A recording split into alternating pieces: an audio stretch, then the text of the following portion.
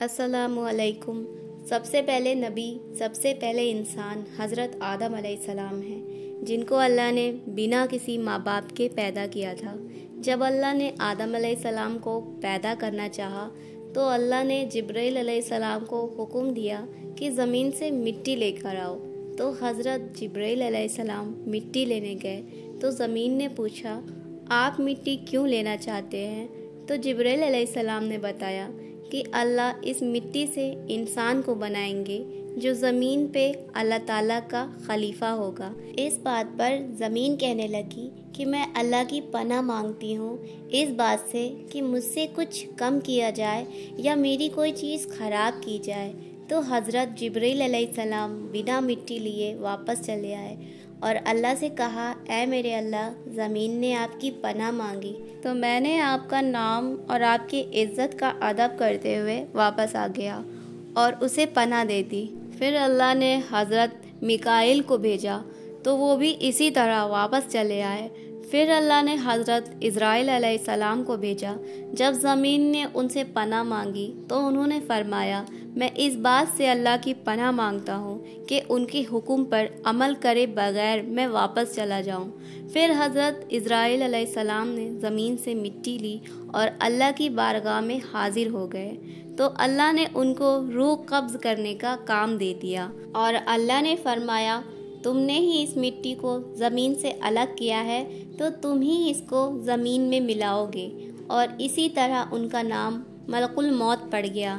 नबी सल्लल्लाहु अलैहि वसल्लम इरशाद फरमाते हैं कि अल्लाह ने आदम अलैहिस्सलाम को एक मुट्ठी मिट्टी से पैदा किया है जो पूरी ज़मीन से लाई गई थी, जिसमें लाल, सफ़ेद, काली, नरम और सख्त मिट्टी भी शामिल थी।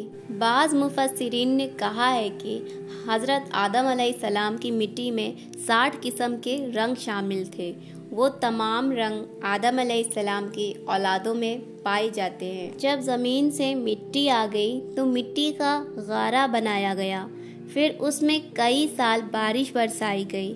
फिर उसे हवाओं के ज़रिए सुखाया गया तो बजने वाली मिट्टी की तरह हो गई।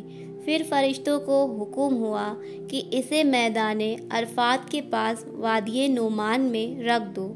उसके बाद अल्लाह ने अपने दस्ते कुदरत से हज़रत आदम अलैहिस्सलाम का पुतला बनाया। उनका वजूद बन गया तो फरिश्तों ने कभी ऐसी खूबसूरत शक्ल सूरत नहीं देखी थी।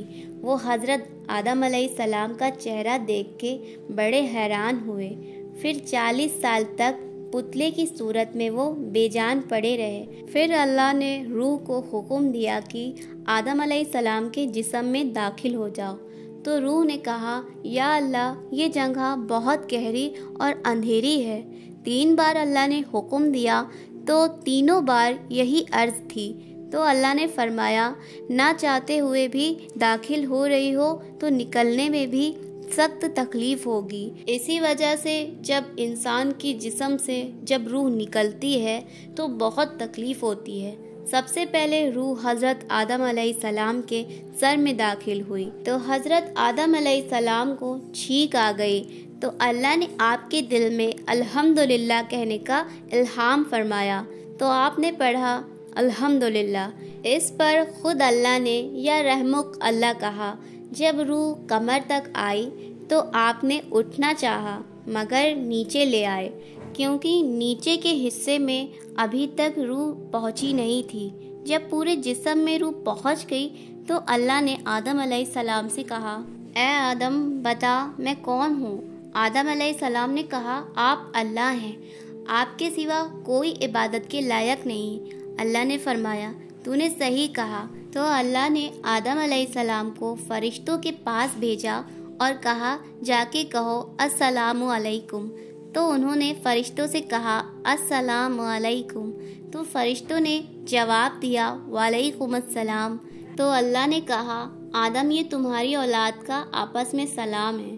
तो इस तरह से आदम अलैहिस्सलाम, जो कि पहले नबी और पहले इंसान थे, उनकी तख्लीक हुई।